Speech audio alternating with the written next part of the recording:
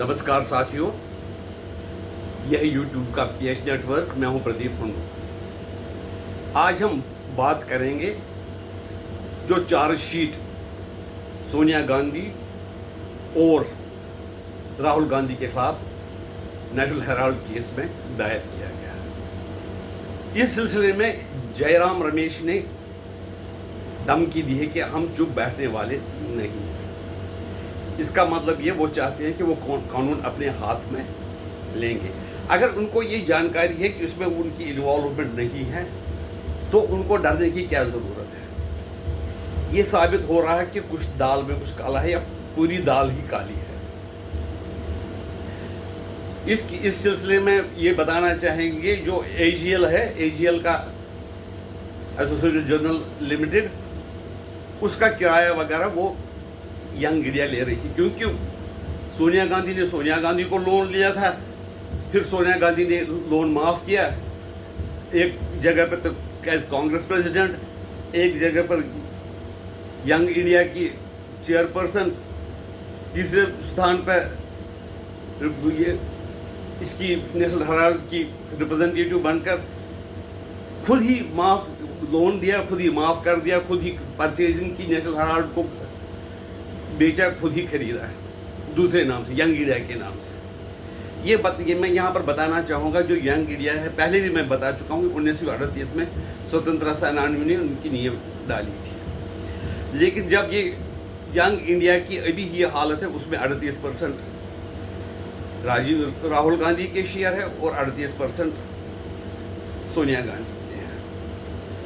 और किस तरह से बाकी जो शेयर होल्डर्स हैं उनसे बिना पूछे ये उसकी सेल कैसे की गई, और फिर उसकी जो प्रॉपर्टी है वो कुछ पौने पौने दाव में, शायद लाखों में ही प्रॉपर्टी को उसको बेच दिया गया, जिसको टेक ओवर किया यंग इंडिया ने। और उनकी जो प्रॉपर्टी हज़ारों करोड़ों में है। बहादुर शाह जफर मार्ग पर दिल्ली में उनकी प्रॉपर्टी है, जिसको किराया लेते हैं यंग इंडिया वाले लेते हैं। लखनऊ में है प्राइम जगह पर, बांद्रा में है, बॉम्बे में। ये केस जो लग रहा है कि कुछ सॉलिड उसकी बेस है। अगर सॉलिड बेस नहीं होती तो जो NIA या जो बाकी एजेंसी ED वगैरह ये केस फाइल नहीं करती। अब आप ये सोचेंगे कि अगर केस फाइल ही करना था तो उन्होंने सोनिया गांधी और राहुल गांधी को गिरफ्तार क्यों नहीं किया। उसका कारण यही है कि यहाँ जो भारत के लोग बड़े सीधे साधे होते हैं, वो उनको एकदम हमदर्दी पैदा हो जाती है, क्योंकि खुद वो भुगते होते हैं। इसलिए अगर किसी को जेल ले जाते हैं तो उनके साथ उनकी हमदर्दी हो जाती है, इसलिए उनके खिलाफ उनको गिरफ्तार नहीं किया गया। अगर लोग ये समझते कि उनको बिना मतलब की चार्जशीट इशू नहीं की गई तो वो ऐसा नहीं सोचते। कई बार उनको समन किया गया, उनको इंट्रोगेशन किया गया, उनको उनसे पूछताछ की गई, तब जाकर किसी नतीजे पे पहुंचने के बाद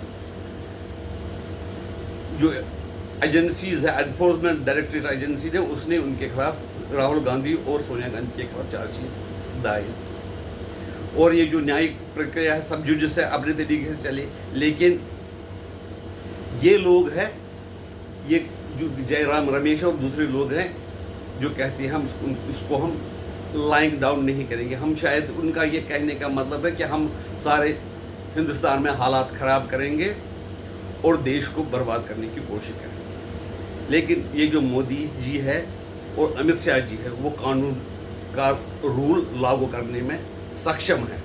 वो कुछ भी कोई कसर नहीं छोड़ेंगे कि सच्चाई सामने आ जाए और ये जो भी जिम्मेवार है उसको सज़ा मिल जाए।